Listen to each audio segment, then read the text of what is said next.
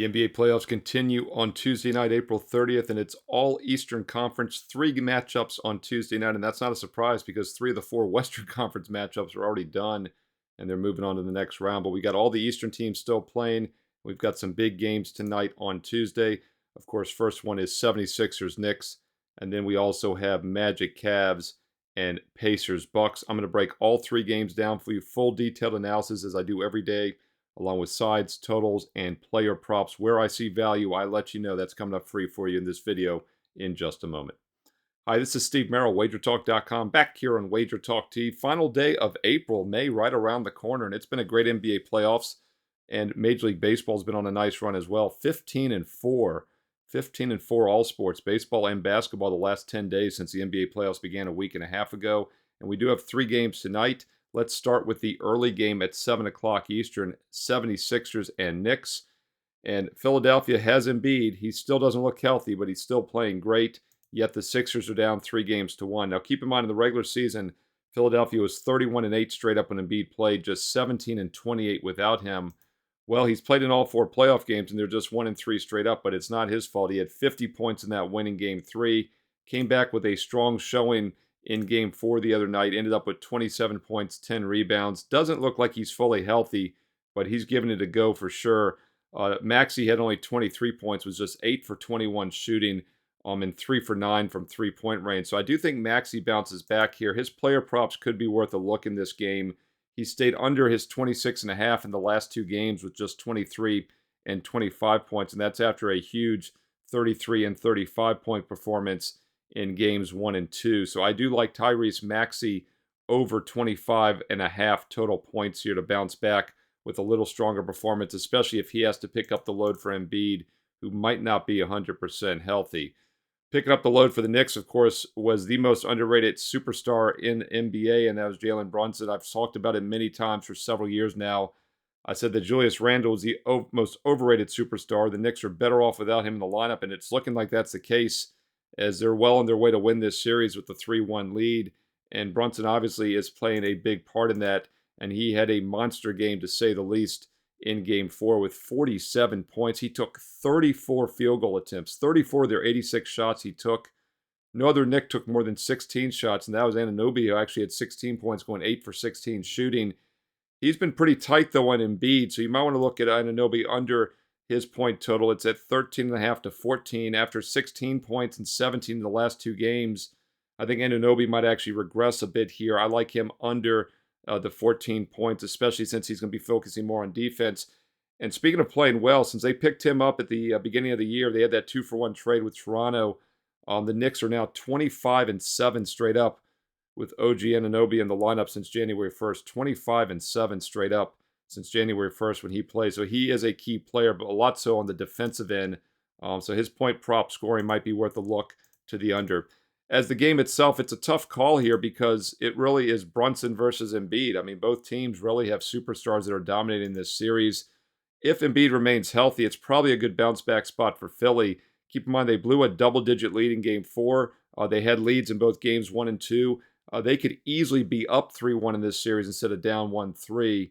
And I look for them to bounce back here in Game 5 tonight at 7 o'clock Eastern. That's on TNT, so I would lean towards Philly +4 in the bounce back spot here in Game 5. Once again, they really could have won both games 1 and 2 in New York. At worst, split out. Had that terrible loss in Game 2 where they gave up 8 points in the final 28 seconds. We had a strong best bet on Philly in Game 3 last week, and they did bounce back at home. I stayed off Game 4, and the fact that they lost, I think, actually sets up a decent bounce back. This is a pretty tight series still. I would lean towards Philly +4. Over-under opened 205 and has dropped down to 202. And keep in mind, Game 3 was 209. I'm sorry, Game 4 was 209. So this is a substantial move down of almost 7 points lower from the line just the last game in Game 4. One of the reasons is both teams shot awful, and that total just 189. But once again, teams shot well below their averages, 43 and 35%, including 26 and 27% from three-point range. These two teams combined for 239 points, of course, in Game 3. So I do think it might be a little bit of an overreaction, no pun intended, towards the under at 202. There might be a little bit of value now with the over in this game at 7 Eastern. All right, your next game goes at 8 o'clock Eastern. It's actually the third game on the rotation, but as I keep joking, it's the ugly redheaded stepchild game, and they once again stuck Orlando Cleveland on NBA TV. But what's funny is it's the only 2-2 series in the Eastern Conference and only one of only two in all the playoffs. So it's been one of the most competitive series, yet they keep sticking it under the card at 1 o'clock on Saturdays or on NBA TV during the week. And they bumped it down to 8 o'clock Eastern. They moved Indiana-Milwaukee up to the 9:30 Eastern, even though superstars are missing in that game. We'll talk about that in a moment. But this Orlando-Cleveland game has been dominated by the home, a series has been dominated by the home team, to say the least. And it's not a surprise. I've talked about it several times here in the videos. The Orlando Magic are a young and up-and-coming team, and as often the case, these young teams play better at home than they do on the road. And that was the case with Orlando winning both those games at home this past week. But they're still just 18-26 on the road this year versus 39-12 at home. So that means all home teams this year, 39-12 at home. I'm sorry, 31-12 at home, 18-26. That means 57-30 for the home team in all Orlando games, including 4-0 straight up and against the spread so far in this playoff series. And it hasn't even been close. All four home games, the home team has won by 10 points or more. Cleveland won by 14-10, and then Orlando won by 38, and they won also by 23. Looks like a good bounce-back spot for Cleveland here. Keep in mind, we've had a pretty good feel for this series. In Game 1, we started the playoffs right a couple Saturdays ago with a best bet on Cleveland minus the 5.5. They won by 14. And then we had two strong plays actually in Game 3. We had Orlando and Orlando first half and went 2-0 with those last Thursday when the Magic won by 38. So perfect 3-0 with best bets so far in this series. And I do think the zigzag continues to work for the home team, and that would be Cleveland here off the back-to-back losses. And also the fact that they've lost by double digits both games sets them up in a pretty good bounce-back angle. Series began, they were a minus 200 favorite. When they were up 2-1 going into Game 4 the other day, they were still over a 370 favorite. So they are considered the better team. And once again, Orlando's been a much weaker squad on the road this season. So I do think Cleveland bounces back and takes a 3-2 lead in this series tonight on Tuesday. This is your NBA TV game once again at 8 o'clock Eastern. As far as the over-under, one of the lowest totals we've seen all season in the NBA. In fact, it looks like it's going to close as the lowest total. 202 was the opener. It's now down to 199.5 in most locations. So we very well could have the first game that closes below 200 when this one tips off. The game 4 and 3 in Orlando both had 202s. Games 1 and 2 in Cleveland, 205 and 206. So this is almost 7. This is 7 points lower than the Game 1 total in the same venue just a week and a half ago. But it's hard to make a case for the over. These are two defense-first teams, two slow teams, and both teams have been playing pretty good defense in the playoffs so far, with 3 of these 4 games so far staying under the total. But once again, pretty drastic line move down towards the under. But that game the other night landed 201. Game 4 landed 201, and both teams shot extremely well, 56 and 47 from the field. The difference was actually 3-point shooting, in which Orlando had a 46-24 edge. In fact, they made 24 points more from 3-point range, and they only won by 23. That was the difference in the game. That's another reason why I like Cleveland to bounce back here in Game 4. Let's take a quick look at some player props for you guys that overachieved or underachieved. As far as Cleveland goes, Donovan Mitchell has to step up. He had monster game 1s and 2s with 30 and 23 points, but he's only 13 and 18 in the last 2 games. In fact, he has now stayed under his point total 3 straight since that 30-point performance in Game 1. I would look for a breakout game for Mitchell. If you favor the Cavs, you got to like Mitchell to play well, and over 23.5 is probably worth a look with their best player, Donovan Mitchell. Other Cleveland guys from Game 4 that did not do much, Mobley was 6 for 13. And Allen actually was 8 for 11 with 21 points. Jared Allen, although I favor Cleveland, I do think he could regress a bit after having 21 points. He had 16 or less in the first 3 games, and his point total is set at 16. So I'd be a little careful with the Jared Allen prop. As far as Orlando, once again, they were really good offensively at home. They've been weaker offensively on the road, so we probably want to look to play some Magic player props under, especially if you think Cleveland gets the win here. Franz Wagner, almost 40 minutes, had 34 points, 13 for 17 shooting in Game 4. I would look for him to probably regress. He had 18 or less in each of the first 3 games, and his total is once again 19.5, which has been for all the games. He's gone under that 3 of the 4, and after the breakout game for Wagner, I would look for him to have a regression here in Game 5. So Franz Wagner, I would look at under 19.5 total points here tonight on Tuesday. Banchero, he obviously had a bad game, just 4 for 14 shooting and only 9 points, and Orlando still won the game by 23. So he actually could play better here, but once again, I'm not in a hurry to play any Orlando player props over, as they've been a much weaker offensive team, especially in this series on the road. All right, that once again is a little bit earlier at 8 o'clock Eastern, even though it's the last game of the rotation, because they flipped the middle game to 9:30 Eastern, and that's Milwaukee, Indiana. And we have some key injury information once again in this game. I'm going to get to it for you in just a moment, but just a quick reminder, it's been a fantastic start to the NBA playoffs, and it should be no surprise. I was number one in the regular season this year in Units 1, and I'm number one all time in Units 1 in the NBA at WagerTalk.com, and number one in the playoffs as well. Baseball's on a nice 80% run the past week and a half also. In fact, baseball and basketball combined on a 15-4 run the last 10 days since the NBA playoffs began a week and a half ago. 15-4 on baseball and basketball best bets. And I bring that up because today is the last day of April, April 30th. And today only, a very special promo code at WagerTalk.com. You can take an instant 25% off any package, any subscription, anything you want. Fill your cart, full cart, as often as you'd like, but you got to do it today on April 30th before it expires at midnight, and you got to use this promo code full cart, FULLCART. Once again, full cart, FULLCART, because it's a full cart. You fill your cart and you get an instant 25% discount off everything you buy as often as you want to use it today on Tuesday and Tuesday only by using promo code full cart. Now, many of you have sat back for the last week and a half and watched winter after winter pass you by with this 15-4 hot streak since the NBA playoffs began. We'll get the rest of the playoffs and get an instant 25% discount, or pick up a 30-day all sports for baseball and basketball, 25% discount, or maybe a 3-month gets you through the summer, or the best deal, the 1-year all access, take 25% off. That gets you football, baseball, basketball for the next 365 days. If you've been sitting on the sidelines watching winter after winter pass you by, today is the day to take action and get on board, because you're getting the biggest discount you will get with that instant 25% discount on any play, any package, any subscription today and today only. Use promo code FULLCART, FULLCART, full cart on any purchase you make today, and you get an instant 25% discount, including my number one ranked NBA, Steve Merril, WagerTalk.com. Be sure to check out the free plays. I post free plays every day. We cashed our MLB free play last night on Monday. I have free plays up every day, and also have that promo code listed, so you don't even have to memorize it. It's on my page right now. Full cart, 25% discount on anything you purchase today and today only on Tuesday. Steve Merril, WagerTalk.com. Get there quicker with shortcut WT.buzz/SM. All right, let's look at that third and final game tonight. And once again, it's a little bit of a later start now at 9:30 Eastern.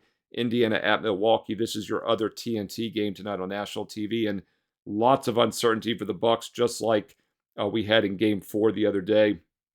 Milwaukee will definitely be without Giannis. Giannis, the Greek, is out until early May now. He's been doubtful to out every game. I didn't expect him to play, but he's officially out now. Damian Lillard's the guy we have to keep an eye on. He is doubtful once again. He had a walking boot on the Achilles injury the other day. I do not expect him to play unless something big changes. Middleton is on the report as well, but he's listed as probable. He will go. Tyrese Halliburton for Indiana is on the injury report, though I expect him to play. He played really well in Game 4, but we do need to keep an eye on that. With a 3-1 lead, does Indiana maybe take it easy and keep Halliburton out? So lots of uncertainty on who's playing in this game. I would expect Lillard out. I think Middleton and Halliburton are likely in, but once again, throughout the day on Tuesday, we got to keep an eye on the injury report. Might want to do an in-game live betting situation so you see who is playing in this game. That's always an option nowadays, since all the sportsbooks offer in-game live betting. You can always wait till the game starts and basically get the same price.